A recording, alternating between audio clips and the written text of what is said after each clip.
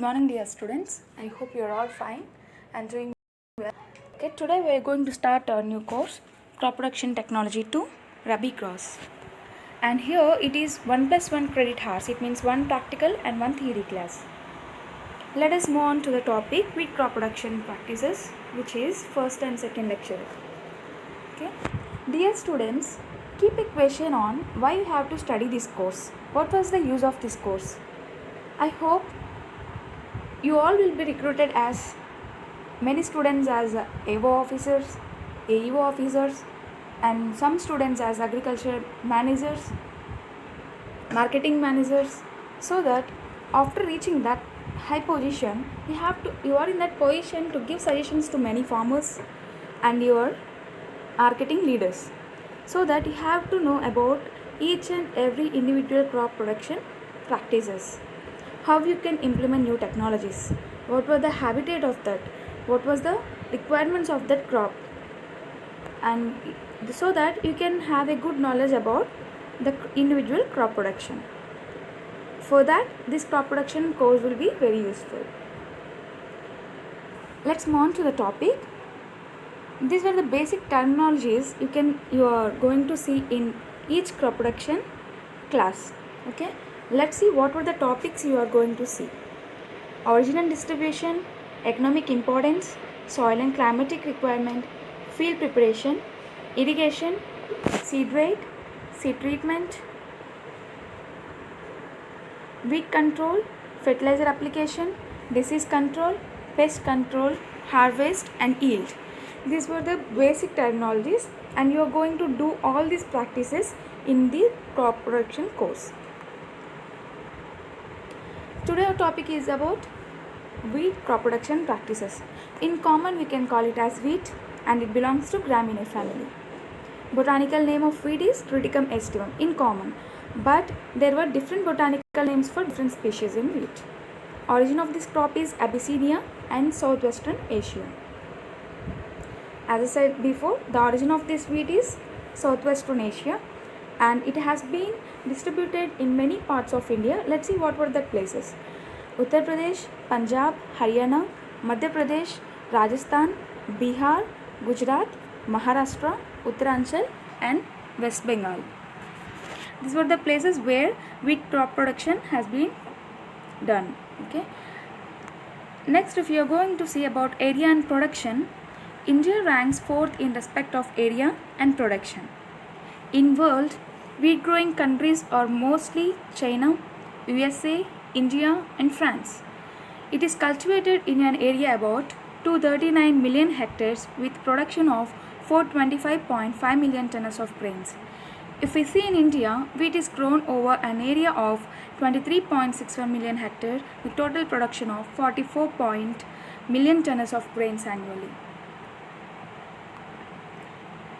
Dear students, if we think about wheat, mostly we will remember chapatis and rotis. Let's see why we are giving that much importance to that. Because wheat grain contains 12.2% protein, which is more than other cereals. The bran, husk and other portion of grain and straw are valuable feed for livestock. Not only for feed, it also can be used as bedding material for livestock. In India, it is second important staple food crop next to rice. In areas where wheat is taken as staple cereal food, they will be eaten in the form of chapatis, rotis and different forms. What were the soil and climatic requirements of this crop? Okay, it needs dry and cool weather with an ideal temperature of 20 to 25 degrees centigrade. This is optimum temperature. It also needs well drained, fertile soil. The most suitable soils for this crop is clay loam, loamy soil and loamy to black loam soils, and it also sensitive to water logging. Soil should be in neutral condition. If we see here, what was the field preparation? We can call it as cultivation practices also. Field preparation is also known as land preparation also we can say. It needed well pulverized but compact seed bed for good and uniform germination.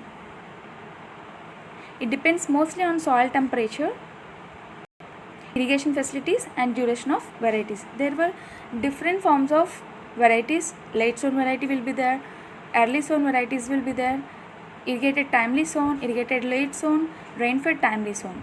Okay, the most practices in done here is well pulverized. It should be well pulverized but compact seed bed for good uniform germination. Okay, some points I haven't mentioned here, so that keep a note and note the all points. One deep ploughing with soil turning plough followed by 2 harrowings and 1 planking is desirable. And also, to protect the crop from termites and white ants, particularly in rain-fed area, treatment is suggested with chlorpyrifos with 20 EC at the rate of 700 ml per 100 kg of seed by mixing in 5 liters of water. We can spray this over the seeds, and we have to follow by seed drying overnight before sowing. Okay. Next, if we say about seed and sowing,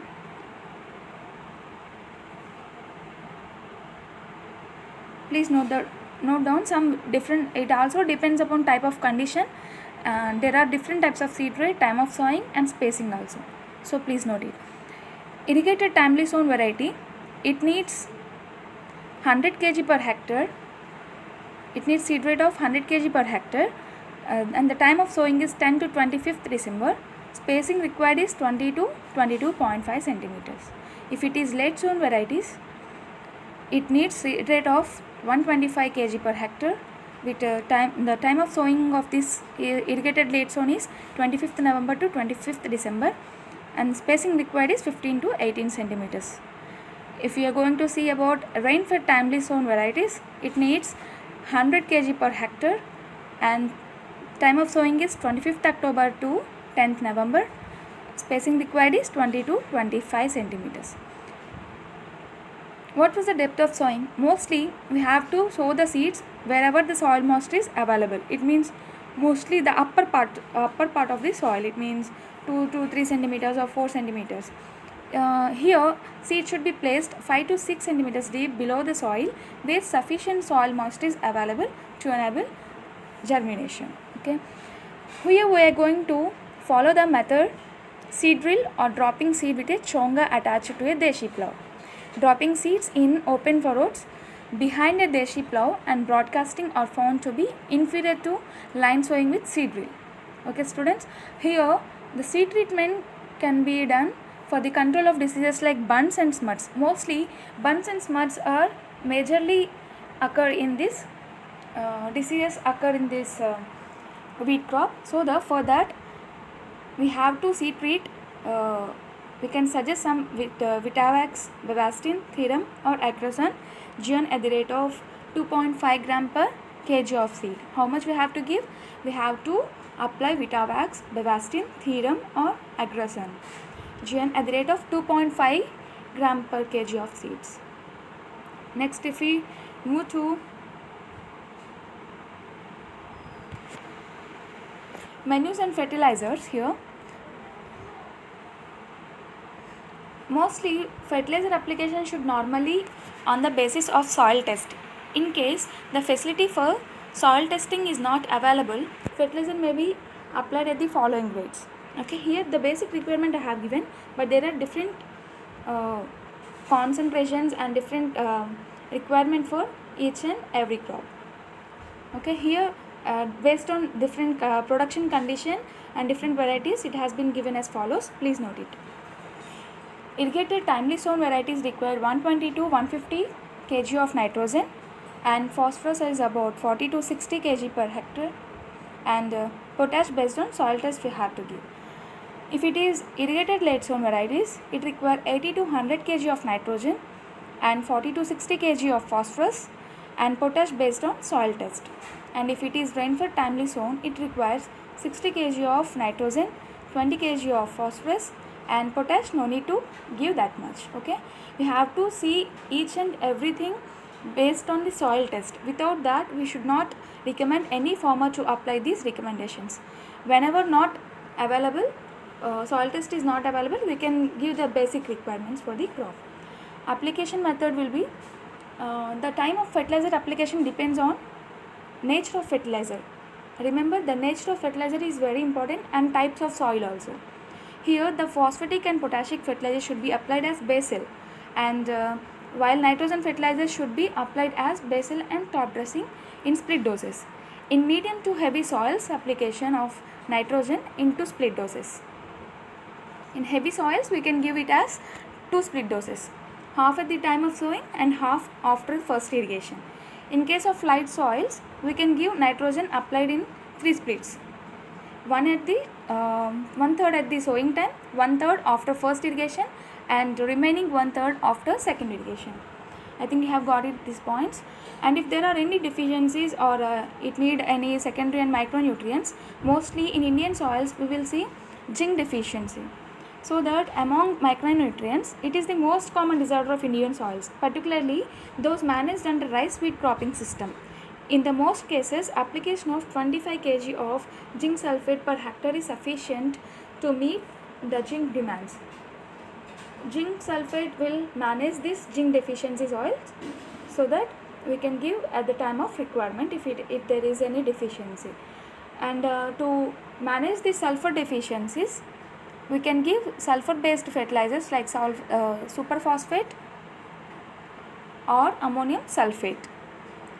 These both are recommended to manage the sulfur deficiencies. Next, move on to irrigation. Mostly there will be many problems will be there for farmers, and they might not be having a limited water. In such conditions, under limited water availability, few irrigations we can recommend. One irrigation at in between CRI and tiller stage, second irrigation at CRI and boot stages, third irrigation at CRI, boot and milk stages. If there is any optimum water availability, then we can recommend 6 irrigations. As I said before, first irrigation, one irrigation is at in between CRI and tiller, second irrigation will be at CRI and boot stages, and third irrigation will be at CRI, boot and milk stages, and fourth irrigation will be at CRI, tiller completion, boot and milk stages. And if we are going to give 5 irrigations, we have to give at CRI, tiller completion, late joint flowering and milk stages. And there is availability of 6 irrigations. At CRI stage we have to give tiller completion stage, late jointing, flowering stage, milk and dove stages. We can provide likewise according to the water availability. Mostly in wheat we have to give at critical growth stages. We can see here additional irrigations are also given according to the soil and climatic conditions. Irrigation schedule in north and middle Gujarat. Wheat crop requires 8 irrigations. First irrigation should be given at CRI, second at 12 to 13 days of sowing, and subsequent irrigation should be given at 8 to 10 days interval. These are the basic requirements. Here you can see all the stages where you have to give, or at which stages we can give. If you don't give such irrigation at a time in a certain interval of time, we will see certain yield loss. Here in critical growth stage, if you don't give at CRS stage, we can see 35% of yield loss, and tillering we can see 20% of yield loss. At jointing we can see 20% of yield loss, at boot stage 25% of yield loss, and at milk stage 17% of yield loss, and at duff stage it is 10% of yield loss. So we have to supply the irrigation effectively to get or to. Now moving to weed management. In wheat field, common weeds are Chenopodium album and Cyprus rotundus. Wheat crop should be kept absolutely free from weeds at least up to 45 days of sowing. When hand weeding is done after 3 to 4 weeks of sowing, the only way to control weeds effectively is use selective herbicide like pendimethalin at the rate of 0.5 to 1 kg per hectare in 600 liters of water as pre-emergence. If spray is delayed, emergence of seeds and adversely affected. If it is not possible to apply weedicide at the time of sowing, care should be taken that 2,4-D should be spread in between the time of 2 irrigations in between rows only. Remember, for an effective control of weeds, following chemical should be sprayed by making a solution in 400 to 600 liters of water per hectare. I haven't mentioned here, so note down the points. For narrow-leaved weeds, we have to give pendimethalin at the rate of 1 kg active ingredient per hectare. It should be given after 2 to 3 days of sowing. It is a pre-emergence herbicide, following by isoproteron at the rate of 0.7 kg active ingredient per hectare. It should be given after 30 to 35 days of sowing. And metaxeron at the rate of 1.5 kg active ingredient per hectare. It should be given after 30 to 35 days after sowing. If any broadleaf was there, we have to give 2,4-D at the rate of 0.4 kg active ingredient per hectare at 30 to 30 days after sowing. If there are any mixed population of narrow and broad-leaved weeds, then we have to spray mixture of isoproteron and 2,4-D at the recommended doses of each, or Isogard plus at the rate of 1.2 kg active ingredient per hectare 30 to 35 days after sowing. We have to check whether the weeds are more than the limit. It means if there are 2 or 3, there will be no issue for the crop, but after exceeding that limit, we have to supply all these herbicides. Moving to next topic, disease management. Here I have listed some common important diseases in wheat crop. This wheat production can be affected by a number of diseases caused by virus, fungi and bacteria. While many of these were once a great concern to Great Plains producers, varietal resistant cultural practices and effective pesticides have decreased the severity and extent of disease. Those still of economic concerns across the Great Plains includes take all this as a economic concern, so that we can reduce these burns and smirts. These burns and smirts are very important diseases. This cause most damage, as these belongs to similar fungal disease that attack developing kernels, replacing them with spore masses. In addition to reducing grain yield and quality, spore clouds are flammable and can be hazard during threshing, so that we can control this by as this is very cause damage to the wheat crop. We have to reduce by seed treatments and seed certification methods. Next to this, we can see some disease like powdery mildew. Powdery mildew causes some powder-like substance. It is caused by Bloomeria graminis, and it is common in humid or semi-arid wheat growing regions. Factors that favor powdery mildew problems include mild temperatures, high humidity and dense stands, high nitrogen fertilization and varietal susceptibility. Varieties are more susceptible to injury from jointing to flag leaf emergence, and plants sustain the most damage when infected early in the spring. Damage increases as the mildew develops further up to plant before flowering, so that severe losses occur when the flag leaf becomes diseased before heading.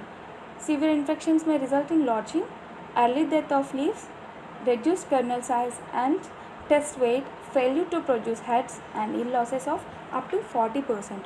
We can manage this by growing resistant varieties is the easiest way to control powdery mildew. However, new races are constantly developing, so it is important to stay informed about current varieties and resistant. Utilize crop rotation, destroy volunteer weed and use a balanced nitrogen fertilization program to reduce the likelihood of inoculum, so that we can control this powdery mildew. In some other diseases like ergot, it is caused by fungus Claviceps purpureum, can result in significant loss in yield and quality. However, mycotoxins produced by the fungus are of great concern. These cause ergotism in livestock and humans, resulting in constriction of blood vessels, muscle contractions, gangrene, convulsions and hyperexcitability. These are some important disease management practices that we have seen. Next, I have given some slides of powdery mildew, loose smut, brown rust and yellow rust. Now moving to pest management. Here I have listed some important pests in wheat crop: termites, American pod borer, aphids, brown mite, armyworm, shoot fly, wheat thrips, pink stem borer, Lucia weevil, root knot nematode, molar nematode and wheat curl nematode. Here you can see, and I am going to say about aphids. Aphids, it is also called as Cetobion avinae, and various other species also in aphids. We can manage this when feeding in sufficient numbers. They can cause considerable damage, but under normal conditions, losses are not much. Chemical pesticides are recommended for this pest in wheat if the level of aphids per tiller crosses 10 during vegetative phase and 5 during reproductive phase. However, there is no need to keep watch on this pest. There is a need because if it exceeds the economic ETL level, we have to control this. The spray of imidacloprid at the rate of 20 gram active ingredient per hectare initially on border rows, and if infestation is severe, then in entire field will give good protection against this pest. Generally, natural enemies present in the field help in controlling the population of this pest. We can use natural enemies also to control this pest. Moving to brown wheat mite, it is also called Petrobia latins. Here, it is distributed in most of the wheat growing areas under rain-fed conditions, especially in the states of Rajasthan, Haryana and MP sometimes. It is a pest in humid and warm conditions of irrigated areas. We can control this by mites are not cause any production constraint in wheat, so no management practices are not that much required. However, there is a need to keep vigil on this pest so that it may not become important in changing cropping sequence of future. Next, moving to army worm, Meidemia separate. You can manage this by the larvae are found in the cracks of soil and hide during the day, but feeding during night or early morning. In wet and humid weather, they may feed during daytime also. They survive during summer on subsequent crops like rice and also continue to exist in rice stubbles before wheat crop comes in the field. Recently, this pest is catching attention in the northern India under rice wheat rotation and where rice stubbles or straw remain in the fields. So we have to remove all the stubbles of previous crop and we have to plow the soil so that we can reduce the pest incidence. We can see here legume pod borer, Helicoverpa parmesera. This is a polyphagous insect that attacks various legumes as a pod borer. It is seen damaging wheat ear heads at grain development stage when major hosts are not available. However, the damage is below economic threshold level. It is found mostly in northern and central parts of India. Wheat can serve as a bridge host for carryover of this polyphagous pest. Next, moving to termites, Odontotermes obesus. It is distributed mostly in northern and central India, but also in some pockets of peninsular India. It attacks the crop at various growth stages from seedling to maturity. The severely damaged plant can be easily uprooted and look wilted and dried. In case roots are partially damaged, the plants show yellowing. Management: for effective management, chemicals like endosulfan, chlorpyrifos and carbosulfan can be used both for seed treatment and for broadcast of treated soil in standing crop. Now moving to harvest and yield. The crop is harvested when the grain becomes hard and the straw becomes dry and brittle. The harvesting is mostly done by sickle. The crop is threshed by treading with cattle or on the threshing floor or by power driven thresher. If you see amount of yield, the national average yield of wheat grain is about 12 to 13 quintals per hectare. These were the cultivation practice of wheat. I think you have gotten some points about wheat crop production, students. So I will put up some questions. You can answer that one. I am going to put up some questions about this today topic. First question: what were the land preparation practices required for wheat crop? Mention it in one line. What were the land preparation practices required for wheat crop? Mention it in one line. Second question: zinc deficiency can be managed by which fertilizer? Zinc deficiency can be managed by which fertilizer? Third question: mention a name of herbicide recommended for broad-leaved wheat. Mention a name of herbicide recommended for broad-leaved wheat. Fourth question: smut and bunt can be managed by. Smut and bunt can be managed by. Fifth question: termites can be managed by. Termites can be managed by. And next question, what was the yield of wheat? What was the yield of wheat? This is about wheat crop production practices, students. If there are any doubts or queries, you can comment in the comment section so that I will clear that. Thank you so much.